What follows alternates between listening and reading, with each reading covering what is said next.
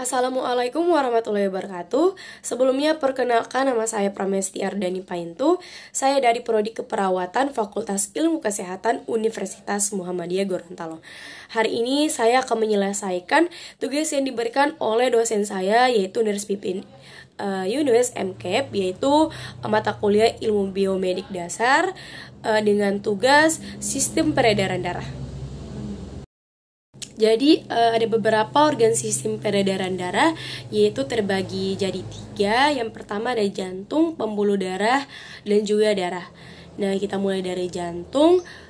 Jantung adalah organ vital yang berfungsi sebagai pemompa darah untuk memenuhi kebutuhan oksigen dan nutrisi ke seluruh tubuh.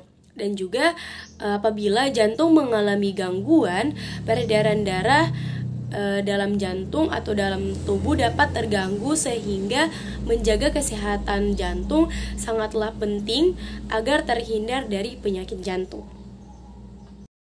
Nah, jadi yang kedua itu ada pembuluh darah.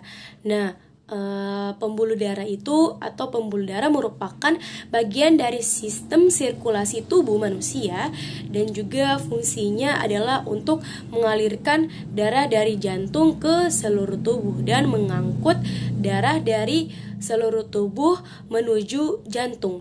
Jadi jika terdapat gangguan pada pembuluh darah, sangatlah mungkin akan timbul masalah kesehatan. Yang ketiga itu ada darah.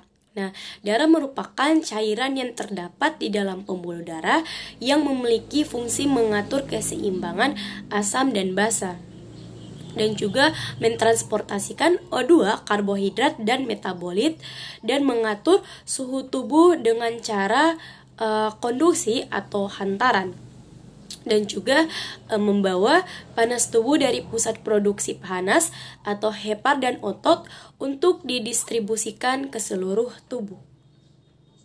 Baik, sekarang saya akan masuk dan menjelaskan bagaimana sistem peredaran darah terjadi di dalam tubuh manusia. Nah, jadi sistem peredaran darah terbagi atas 2, yaitu ada pembuluh darah kecil dan juga pembuluh darah besar. Nah, yang kita ketahui bahwa peredaran darah manusia termasuk peredaran darah tertutup, dikarenakan darah selalu beredar di dalam pembuluh darah, dan juga setiap beredar darah melewati jantung sebanyak 2 kali, sehingga disebut peredaran darah ganda. Nah, peredaran ganda ini disebut juga sebagai peredaran darah kecil dan juga peredaran darah besar.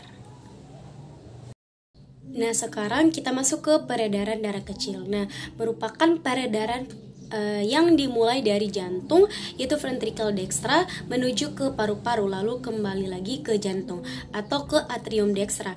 Nah, pada siklus ini peredaran darah kecil merupakan peredaran darah yang dimulai dari jantung menuju ke paru-paru. Nah, kemudian kembali ke jantung. Nah, untuk mulai dari bilik kanan, lalu ke arteri pulmonalis, ke paru-paru, ke vena pulmonalis, ke serambi kiri. Nah, itu adalah siklus peredaran darah kecil. Sekarang kita masuk ke peredaran darah besar. Nah, peredaran darah besar ini adalah peredaran darah yang dari jantung ke seluruh tubuh, lalu kembali lagi ke jantung. Nah, jadi dengan siklus dari bilik kanan ke aorta, ke seluruh tubuh kecuali paru-paru, lalu itu ke vena, kava, dan serambi kanan. Jadi yang kita ketahui bahwa sistem peredaran darah kecil itu dia melewati paru-paru, sedangkan sistem peredaran darah besar itu dia tidak melewati paru-paru. Baik, sekian penjelasan dari saya tentang sistem peredaran darah. Mohon maaf bila ada salah kata. Semoga informasi ini memberikan manfaat bagi teman-teman dan saudara sekalian. Sekian dari saya. Wassalamualaikum warahmatullahi wabarakatuh.